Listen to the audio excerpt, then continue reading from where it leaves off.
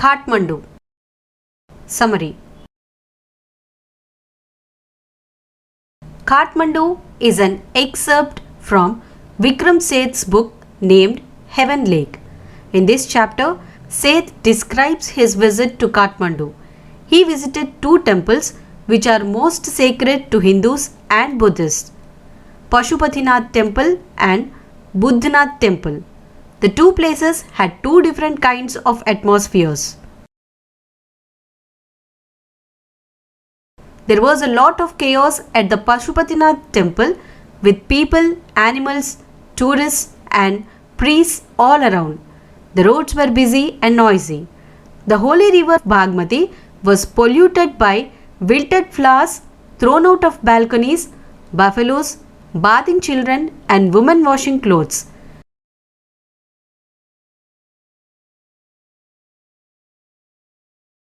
The scene at the Buddhanath temple was completely opposite to that at the Pashupatinath temple. The place was serene, quiet and calm. There was a Tibetan market outside the temple where Tibetan refugees sell various articles. Kathmandu is highly religious. It is also a business center offering many opportunities to street vendors and sellers. There are many shops selling various items like chocolates, cosmetics, utensils and so on. A variety of sounds can be heard as one walks the streets of Kathmandu.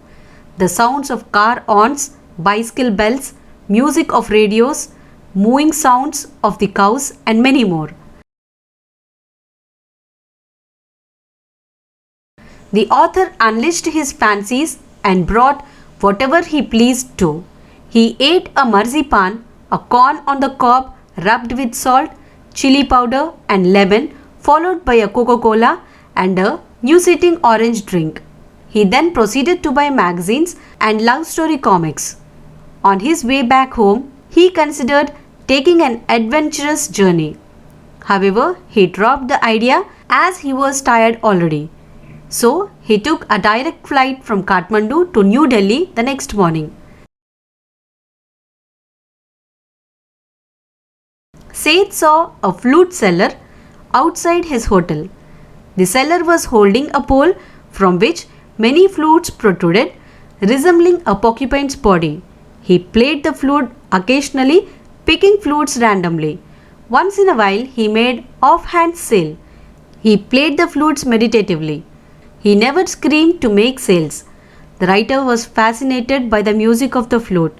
He expressed his views that the music of flute can build its own connections.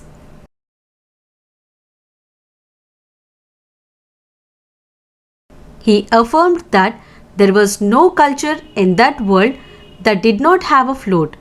He mentioned the names of different kinds of flutes which were used in various countries.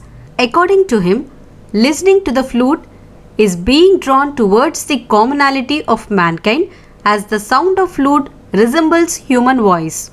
Seth realized that he had never before invested much of time pondering over the flute and its importance.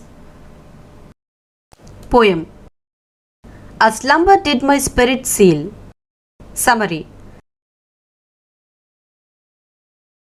A Slumber Did My Spirit Seal is a poem written by William Wordsworth. It talks about the death of the speaker's beloved and his realization that she is very much a mortal. The death of the speaker's beloved acquainted him with the harsh reality of life. The opening lines mean that the speaker's spirit was taken over by a deep sleep.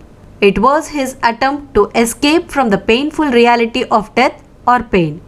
Since his mind or soul was closed off, he had no human fears of loss or death.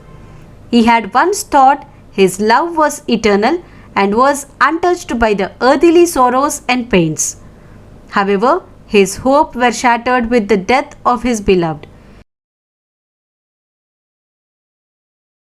He could not escape the loss, and she could not escape her death. He was forced to accept the fact that she was very much a mortal who was destined to die just like any other human being. Now that she had died and buried, she had no motion nor could she see or hear. Her burial made her become one with the earth, and soon she would be assimilated into nature. He had never thought of death or parting, but now he had realized its inevitability. However, though he grieved the death of his loved one, yet he found some consolation, peace in the fact that she would not have to undergo earthly sufferings anymore. Supplementary Reader. The house is not a home. Summary. A House is Not a Home is a short story written by Zan Gaudioso. The narrator felt strange starting over as a freshman at high school. He felt isolated as he did not have his own friends or teachers there. Unable to do anything, he continued his studies at the new school. On Sunday afternoon, the narrator's mother lit the fireplace and the narrator was doing his homework. After a while, the narrator smelled something strange. He noticed smoke pouring in through the ceiling. Smoke filled the area soon. The entire area was engulfed in flames. The narrator and his mother groped their way out to the front door. The narrator went to his neighbors to call the fire department. Suddenly, the narrator's mother ran back into the house and came out after a while with a small metal box full of important documents. Again, she rushed inside the house to bring the pictures and letters of the narrator's father. They were the only things she had to remember him by. She was rescued by firefighters and given first aid.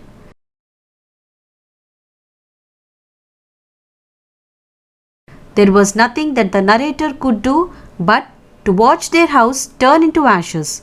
It took 5 hours to put out the fire. The narrator broke down completely when he realized that his pet cat was missing. He was suffering a huge loss. The news of the disaster reached the narrator's schoolmates a few days after the accident. They surprised the narrator with their kindness. They had taken up collection and brought him school supplies, clothes, etc. People who had never spoke to him before came up and introduced themselves. Some of them invited him to their houses. The narrator was pleasantly surprised at their generosity. On that day, the narrator made many friends. He was hopeful of the situation getting better gradually. A month later, reconstruction of the narrator's house began. As he stood watching it, one kind-hearted woman came to him with his pet cat in her hands. She took pains to track the narrator's house. The narrator at once jumped and grabbed his cat. He was reunited with his cat.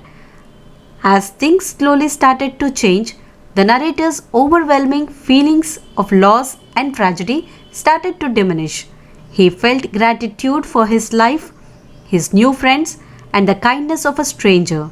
He felt as though he was back in his life.